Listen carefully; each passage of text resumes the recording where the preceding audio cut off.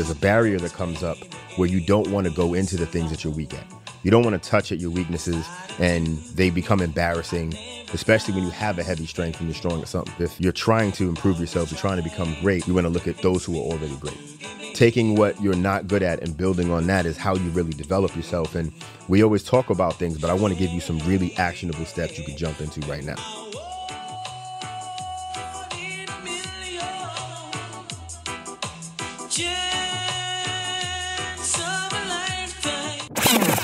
If you want to document, categorize, and then study your failures, really own up to them and look at them. And feel free to call them opportunities if you want to be all positive and nice to yourself about that shit. But I'd rather be honest with myself and call it a real failure. Because if you don't acknowledge that you failed at some point, then you don't have the same level of motivation to fix. You know, you look at opportunities, you work for opportunities. You look at failures, you want to fix that failure. So you want to really own the fact that you fucked up and let it change. Come on, today's a new day. Got the booty up in the suitcase. So go uptown to Harlem, tell them that I sent ya. Tell them it's August, I'm going to November. I need a couple, get abroad, have them sent up.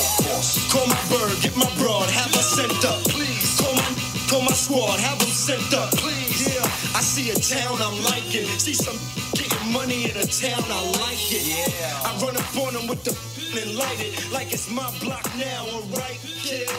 What's good, everybody? What's good? Welcome back to yet another episode of Off the Strength, where we're giving you the inside look into all things wellness culture. I'm a trainer called Tony, and of course, with me, I got some gentlemen of extraordinary league guys. Let's go across these couches. Introduce ourselves, please. Your trainer, Corey, a.k.a. your favorite trainer's favorite trainer, a.k.a. Negro Regular. There we go. KR Jones is in the building because I am also. You also a regular Negro? Also a regular Negro? Muy bueno. I love it. I like it. This is where we put the Duolingo plug right you know here. What I mean? This right is here, exactly right what's here. Gonna come in. Yo soy regular. Yeah. And that's right, folks. We are back. Ladies and gentlemen, boys and girls, listeners of all type from near and far, you are now in store for a treat because we are back in for a variety hour. That's where we give you our best foot forward. So hopefully you take your best foot forward. You do that two-step, that tango, whatever it is you need to do to make it on through the week with the best goddamn information out there. Now, fellas. Sir. We got some things that have changed. We should probably like the angle on this couch. Look at that. I mean, this is a different angle right here. Yeah, you know, we should probably tell people about what's going on this week. What's new, fun, and exciting, guys? What's been happening in your worlds? What's up with you, fam?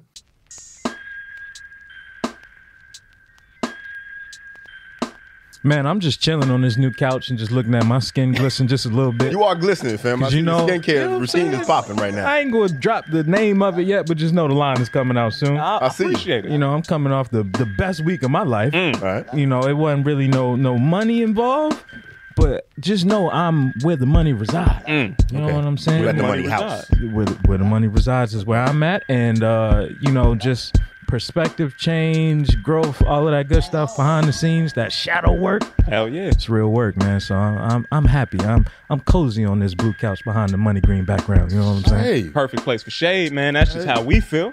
You know what I mean? I'm over here tucking in on this couch. I'm happy because my shoulder's working now. Okay. You know, I did pull-ups for the first time in like 18 months. Good, brother. It's a lot of weight. Wasn't indoors, so You I was had out to here. find something to hang on, you know. Got you. So I got a couple branches under my fingernails. You was But in the kitchen. yeah, I was outside in the streets. Getting his fitness. Heard. I mean, getting fit. There we go. I appreciate you, brother. Happy the shoulder's feeling good. Happy everybody's moving on the right side. And I'm going to go ahead and say I was happy this week to start off with, man. I was out here protecting my value, brother. Speak on it. In defense of this goddamn value, I've had a historic day. I can tell you where people were trying to set the price for something. It just wasn't right. And it was possibly more money than my family has ever seen.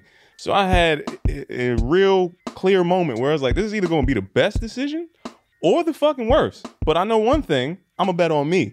I'm going to bet on what we've been doing, and I'm going to keep going with that two-step, that tango, whatever it is we had to do. And I feel like we're going to mosey on through into the right direction on that side, fellas. And with that, I got to say, if people are reaching out and they're trying to find out what these kind of deals are doing and all the rest of that kind of stuff, they got to ask some goddamn professionals. You know what I'm talking about? Ask somebody. They got to ask somebody. We out here trying to move and groove, man. And if you don't know, I hope by the end of this, now you do know what is going on with Ask the Professionals this week, my brother. Are really losing contact and not knowing what's going on with the American people. In case you don't know,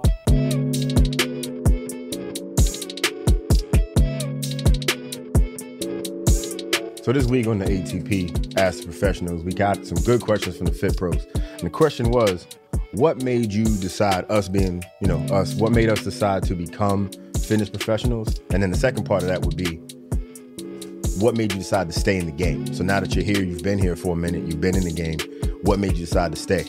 Brother Jones, you want to jump on that? But it ain't happening. It's less about what got me into it, because not even on no corny shit, like, fitness is a part of my life. Like, it's always been. It's been crucial to my survival. So when it became time for a decision of like, yo, what are you going to do? Who you worried about? Iraq? Panama? I've been doing it already. Before I ever got a check, before anybody ever paid me, before I ever got a certification, before I got the collegiate education, I was already a fitness professional. You know what I'm saying? I was in the crib. I was doing reps. I was doing laps. I was doing push-ups for commercial breaks. So that was instilled in me, movement. As far as what kept me here, to be able to change someone's life, that's not even a small sentiment. Like, yo, I added years to your life. I added mobility to your hips. Like, I gave you a skill that you can use for the rest of your life. That's what keeps me here every day. I feel that. My man Jones just said he gave you power, bro. Yeah. I heard your joint with the tech on the dresser. Then I heard you. Yo, I see where he took it. That's where he took it. Yeah. I gave you power, bro. I see what you're saying. I hear that, brother, and I elevate in that brother's direction because I got into this whole game, Corey, on some real stuff because I was tired of not having power to save my family, bro. I lost too many people way too early in my legacy, and my lineage can't go forward with that being on my name.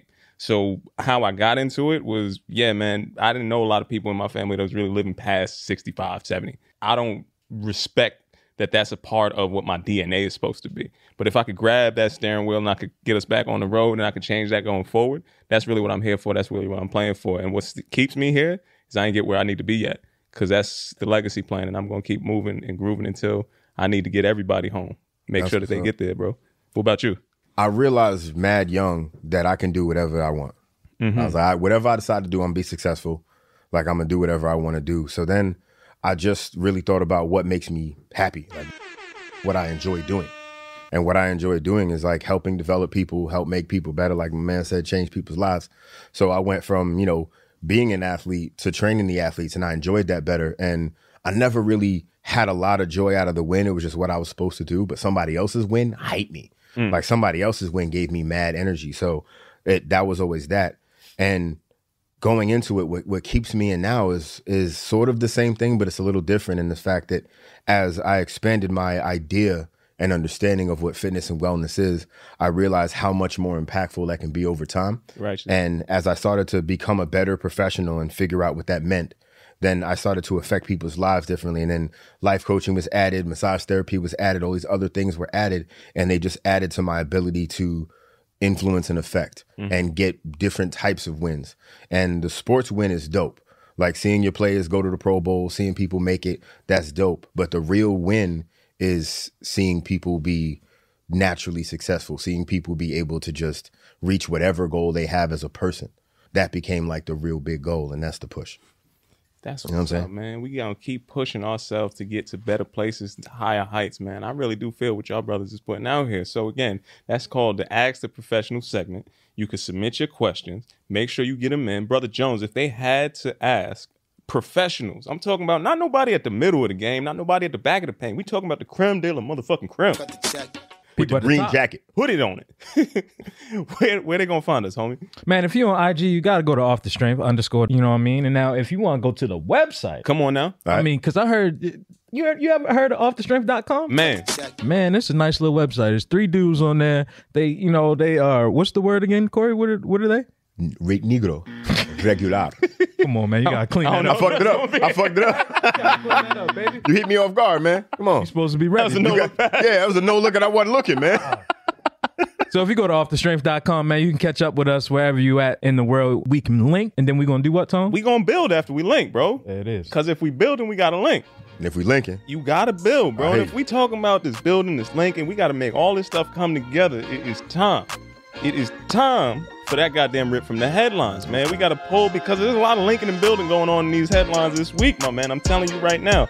Now, for those who don't know, I've been on the front line trying to talk about this fit tech industry more so than any place else before. Now, I will tell you that I was happy and it's going to land in the good because I'm seeing some mergers happen that I've been talking about for a long time. The first thing that's coming down in the good this week, fellas, is Adidas and Peloton coming together. Now, this is a late entry into the good, so I don't know if everybody got a chance to see this.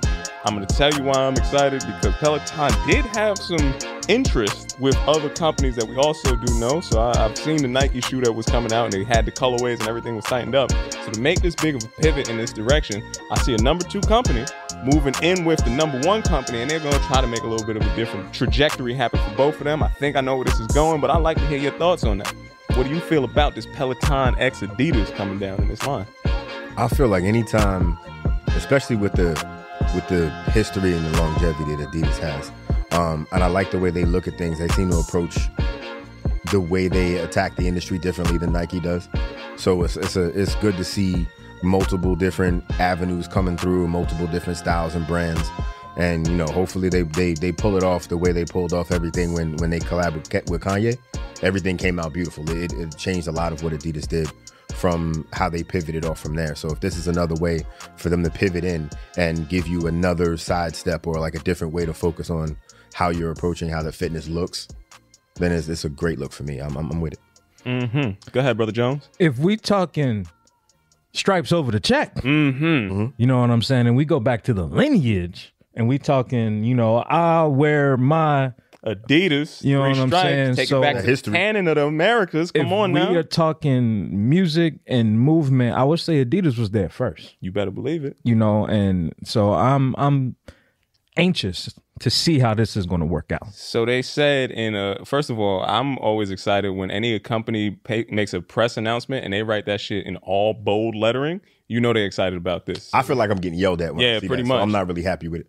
Adidas put it out that their shared values around well-being and inclusivity and especially community are incredible to build on this foundation. I was like, damn, that sounds interesting. And if that is going to land us in the good, fellas, you know we got to go from the good into the bad or the questionable. Now, this one, I'm going to have to put up for Men's Health, talking about the future of the post-pandemic gym. Now, everybody understands that this whole industry is going to shift a little bit. We're not going to be able to get the same things off that we used to. This one is landing us in the questionably bad because I'm looking at some of the people that are here making these claims, and I'm seeing less and less fitness people making these conversations happen. The tips that they're saying are actually true, but I have to ask some questions around here. And I have to say, fellas, how do you feel about in an article from Men's Health? Remember what that magazine is starting about, where once mentioned before, but now coming back inside here, Mark Cuban is the lead commenter on here, talking about how boutique fitness will thrive, in particular, knowing that he's also invested in Rise Nation. What's your thoughts on Mark Cuban now being a top-end person that's going to be making comments in this fitness? This is the second time recently that we've brought Mark Cuban up. Mark Cuban is making a lot of moves. I'm here for it. Like it seems like a cool look. I always reserve the right to see some new information and change my opinion. But as of so far, I'm here for everything that's being done and he's been involved with. I'm with that. Yeah. Brother Jones, what's your thoughts? I am not here for it. Only because you got people talking about gym culture that haven't been in a gym. They ain't put the reps in. Like you ain't been there. You don't know what that's gonna look like. Mark Cuban is with them shooting in the gym though often. He has he be there. I hear what you're That's saying. what I'm saying. He be there, man. But is he really there on a day-to-day? I don't know, man. Of a brick and mortar space in the middle of this parallelogram that we in. I don't think he's ready for that. It's perpendicular? Exactly. It's tricky, It's bro. not aligning with me and my spirit, but that's why it's questionably good. Well, the one that resonated the most, that really came out, and again, they gave you 7 different takes from here, but the one that really stood out to me was the claim that gyms will be software companies. Now, I don't know where you gentlemen may have heard that before, but I want my checks. Make sure that when we get this right, CTC before you see me. That's all I'm going to say on that side. I do recall you making that statement. Listen, man, it's neither here nor there. Somebody's going to hear it. They're going to pick it up. When they do pick it up, I hope that they make sure that check is nice. That's what I want. And we're going to leave out of the bad, and we got to get into the ugly. Now, fellas, we're all fitness enthusiasts. We're just giving somebody a hard time. No, we are fitness professionals. Fitness professionals. Sorry, I didn't. I'm enthusiastic about my professionalism. I am professional. I'll take that right. way. My fault. I stand corrected. Yeah, we are professionals in this industry, and we are enthusiastic as professionals, right? So I would say enthusiasm is different from obsession, right? So when I saw in the New York Post that a fitness-obsessed dad made his daughter sign a contract never to get fat, this had to land us in the ugly this week, man. There's something about a level of enthusiasm, getting your family active and motivated. I told you why I got into this industry. I would never go through this list. And this man is now facing charges that are accounting to child abuse and child cruelty because of the lifestyle that he made his daughter subject to, including daily weighings, restraining meals from her, just so that she can make sure that she kept up with everything that is inside of his contract. And they have the contract posted again. This is New York Post. Fellas, I just wanted to hear your reactions on this ugly this week, because I know why I would never be subjecting anybody in my family to this level of scrutiny. But what's your thoughts on that? It's an interesting look, because initially you're like, yo, that's off the wall, like that's fucked up. But at the same time, have you seen the parents of young athletes? Yes, I have. have. The parents of like all that type of situation. So it's definitely not a good look. I'm definitely not for it. I'm definitely not here for it. But I can understand where the motivation came from. It's just that's not the way you execute things. Like that is child abuse 100%. I get where the idea could have come from, like the idea of motivating your child and keeping them in line, but I'm not with it. Yeah, man. I think we have somebody who has had corrective behavior strategies approached through fitness. Brother Jones, you want to talk about where this person went wrong? Because this is a lot deeper than where you were going on that side.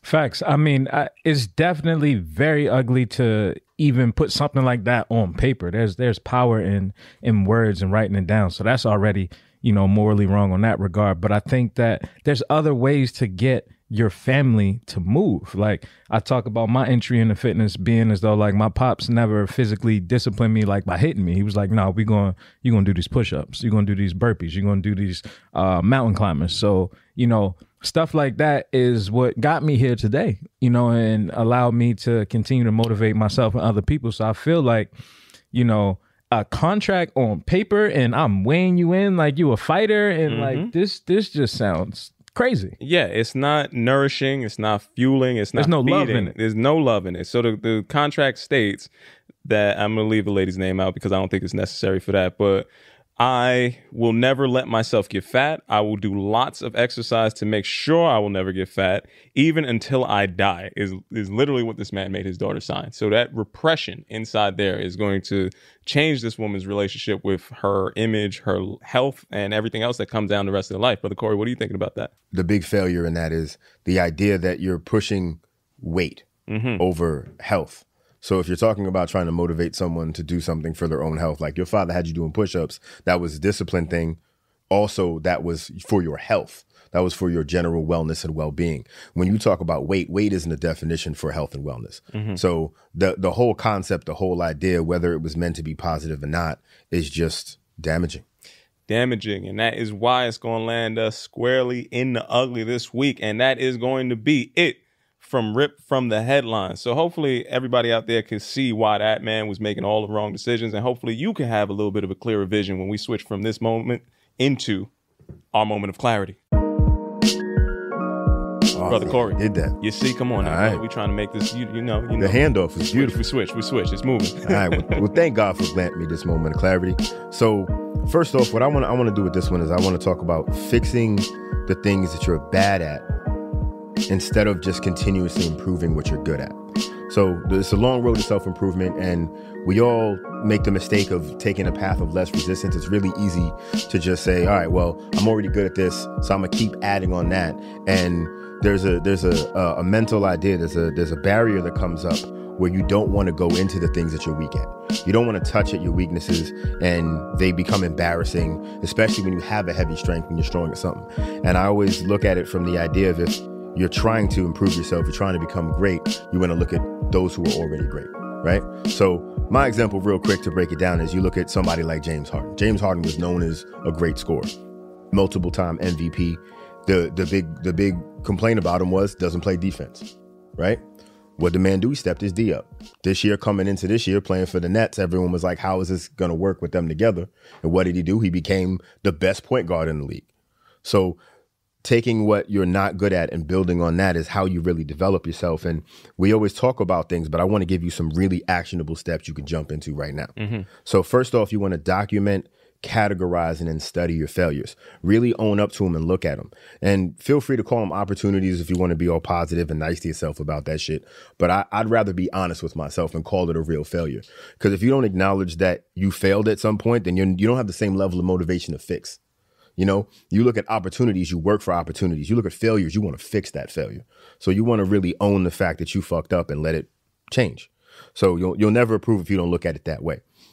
And you have to understand that no one is an expert at everything at all times consistently. So you have to stop pretending that you are. And one of the big problems that a lot of people have, especially when they're successful already and you're looking for that next tier of success, is the idea that you just get caught up in being great at everything immediately instead of allowing yourself to grow and saying this is a failure, but this is a growth time.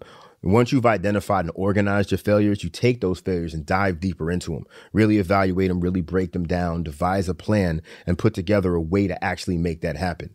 And the best way that I always find to look at strategies like that, if you really want to be honest with yourself, is go to someone else.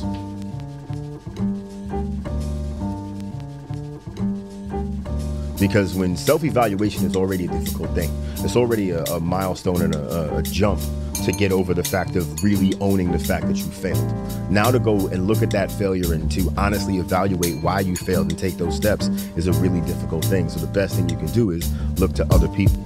And what I do is I look to my brothers here. I have a couple other people that are in my life that I look to when I'm looking for my failures. And when I've identified them, how do I come up with that strategy? And if you don't have people in your circle that you can't look to and say, yo, I'm messing up at this, how can I do better? And they're going to give you an honest opinion that you respect, then you've already identified your first failure.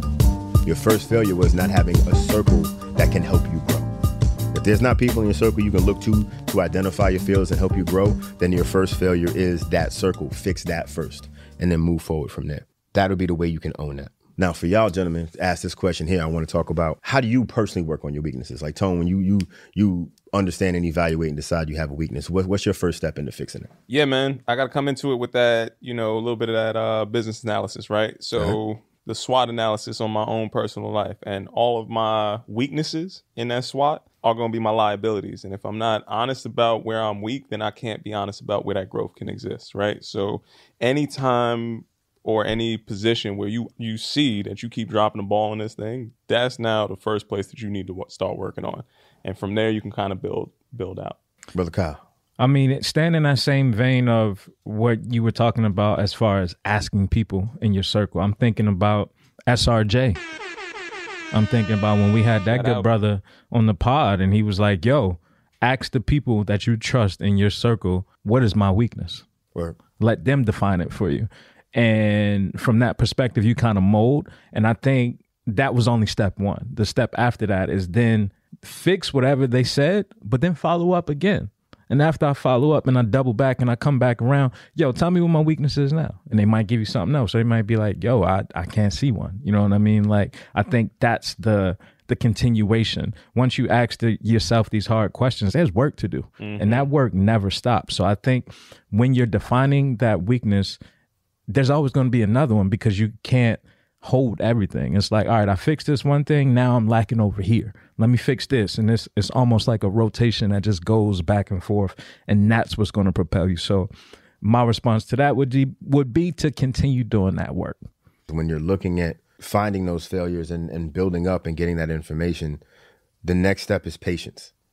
Because we always push to be great and be better and be fixed immediately.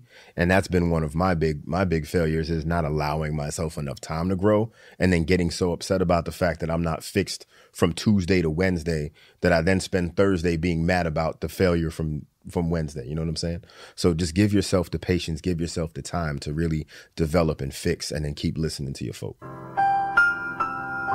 I like this. From developing and fixing to learning from your circle. I see what we doing, fellas. We keeping our whole constituency tight, Trying to build them. If somebody's down, we be able to lift them back up. Elevate, if you will. You could pick them up. You could raise them if you wanted to. Yeah. You know what time it is, brother. Why don't you let them know what you're going into, man? Man, we're going to raise the bar again this week. Yeah.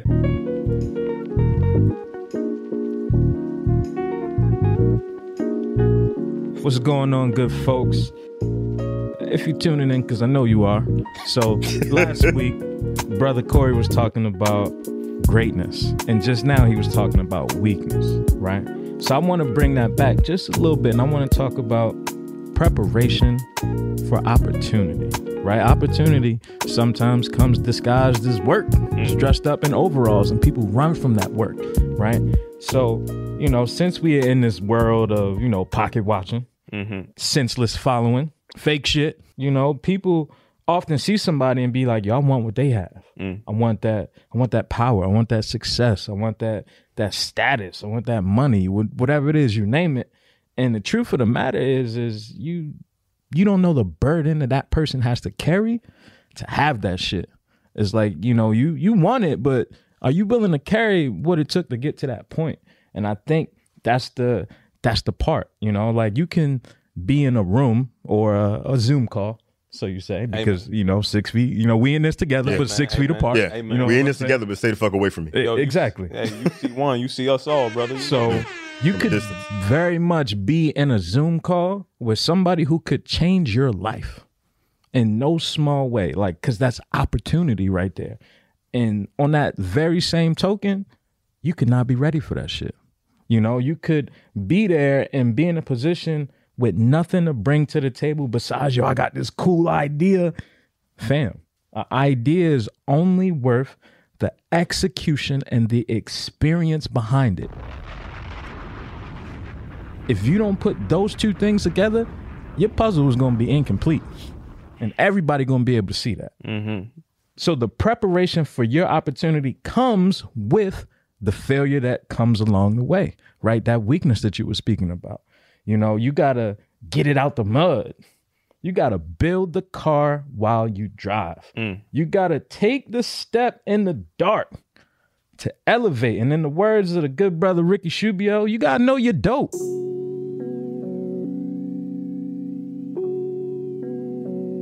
I got to know what I'm selling undeniably. This is, yo, I got this right here.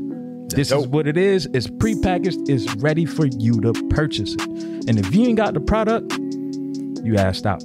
You see these pants ain't stepped on. That's where my man came in. You better know these dope. Hey, man, I'm looking like something fresh out the 80s, baby. Guyana, we ain't baby. gonna talk about that.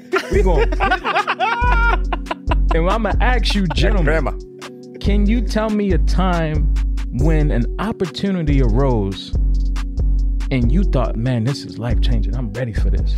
And then later down the line, you'd be like, yo, I was nowhere near where I actually needed to be for this opportunity to go. I'll be honest with you. It was love. It was the first time I really fell in love. I wasn't put together right. You know what I mean? Like, I wasn't mentally there. I wasn't, perfectly honest, I wasn't a good dude. I didn't understand the things that I needed. I didn't really listen to the things that she needed, and she was a good person, and I didn't do that well. And ultimately, I lost that opportunity to love. We cool, you know. We in a good place, but actually, I mean, cool as far as we don't talk, but we cool. Hey. You know, ain't no beef. You cool over there. Yeah, you cool over I'm there. cool right yeah, here. Yeah, we cool at a distance And together. But yeah. I definitely failed at that. I definitely thought I knew what I was doing, thought I knew what I was getting into, thought I knew me. And you know you can't love somebody if you don't understand yourself in that relationship together. So yeah, I definitely dropped the ball on that one. And, you know, next time I might do a little better. Understood. How about you, Brother Tone? Feel you on that, brother. Yeah. I find myself doing a version of that dance almost every day.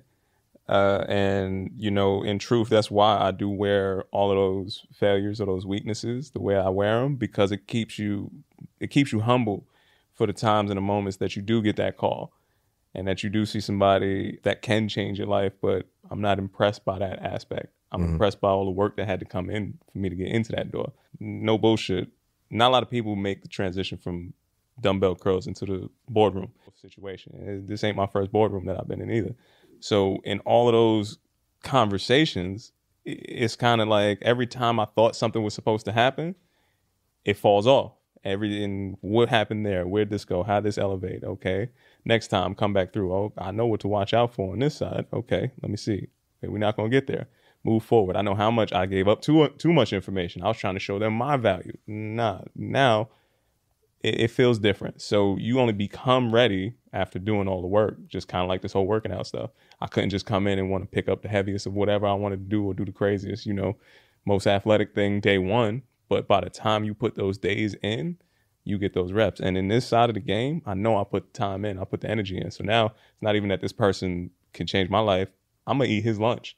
It's like, yo, check this out. This is my world that you stepping into. I'm coming for you. And I want you to know that. And we could do this together, or you going to get out the way.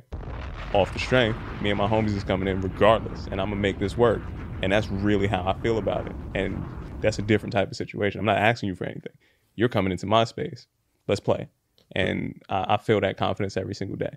Either way, I'm going to eat this lunch. I'm you want half? Lunch. I might let you get half of your lunch if you act right. Yeah, we should be at the banquet together. The table's big enough for everybody, but if you act up, I'm coming in with a lot of people. You going to eat your cornbread? Yeah, exactly.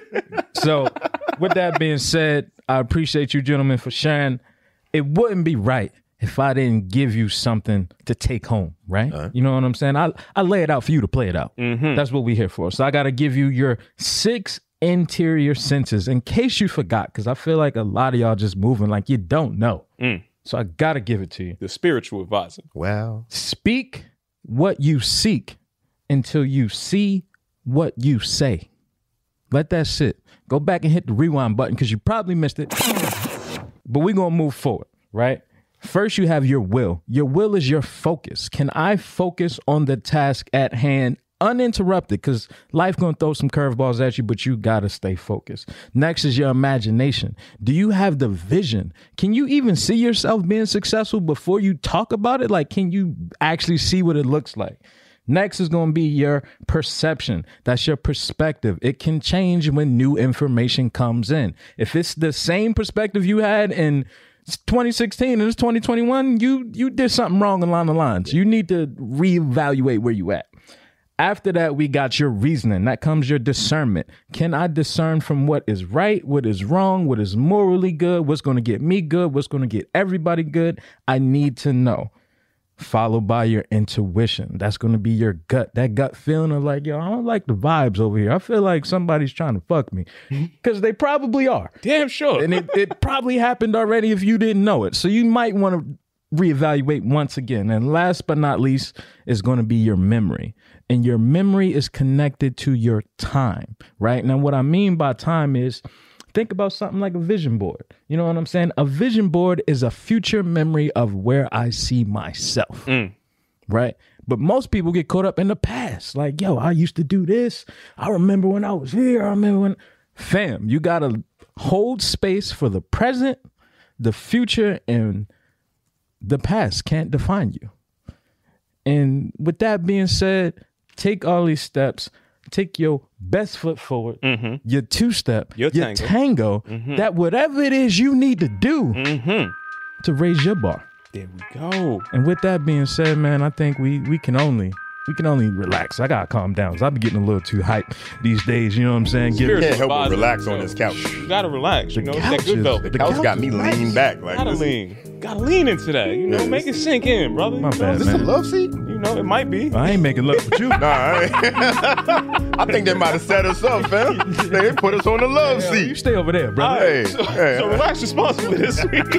That is irresponsible right now. I'm not relaxed. I'm irresponsibly tense right now. Man, we gotta bring the room down a little bit. Right? We gotta ease into Stay it. on your side of the love. Hey, Turn this man. green light to another color. You know what I mean? Now, You got a hot pink?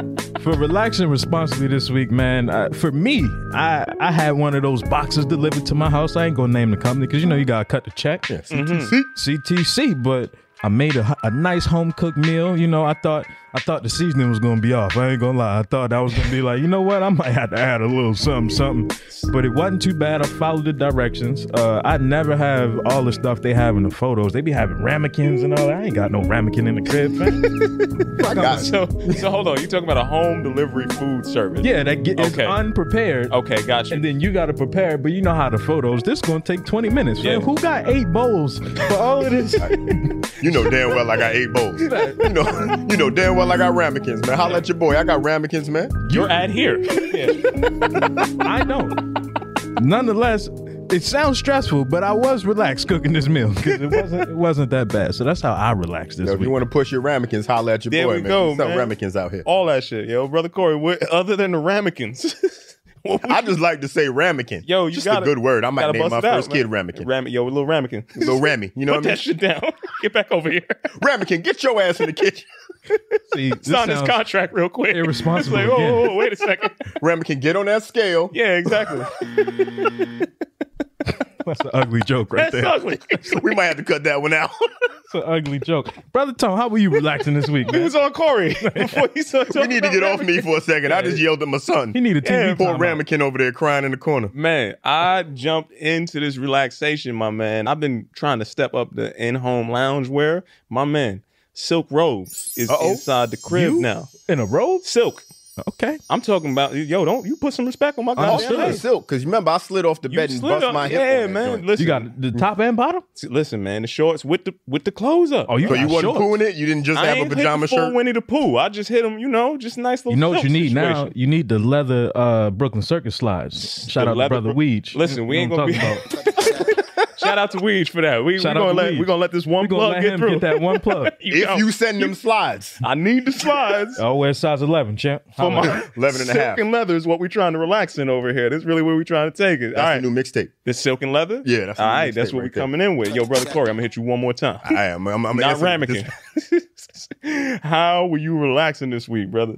My favorite whiskey spot. And Kyle pulled up with me one time to that joint. They got the private rooms now. Mm-hmm. So again, we can enjoy ourselves while y'all stay the fuck away from me. Yep. Right? Get the private room, get behind the curtain, seal that joint off, but you still get to like hear the live music, chill up in the spot, drink your favorite whiskey. It's a beautiful thing. I'm mad excited about it. I chilled there. I enjoyed that. I plan on doing it next weekend again. My man, this sounds like a lot that's going on in your situation, brother. Real Dare I smoky. say, I can't wait. I am hopeful that I get to accompany you over on that side, brother. And you know what? I'm also hopeful that I can continue this week to invest in self above any and everything else.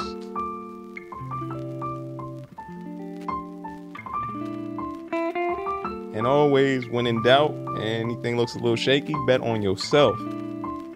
And I think that's going to be the right direction to go into. That's what I'm hopeful about coming in. What about you, Brother Jones?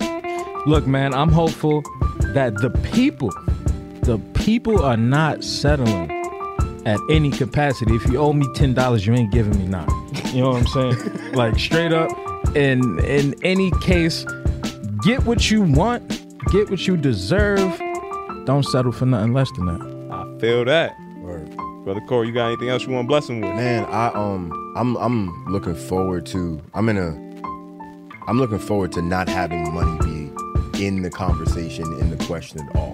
Like going from comfortable to straight is cool, but I really want to get to that point where, and that's what I'm looking forward to, is that time where money isn't even a conversation I need to have. Got it. I just want to push that by.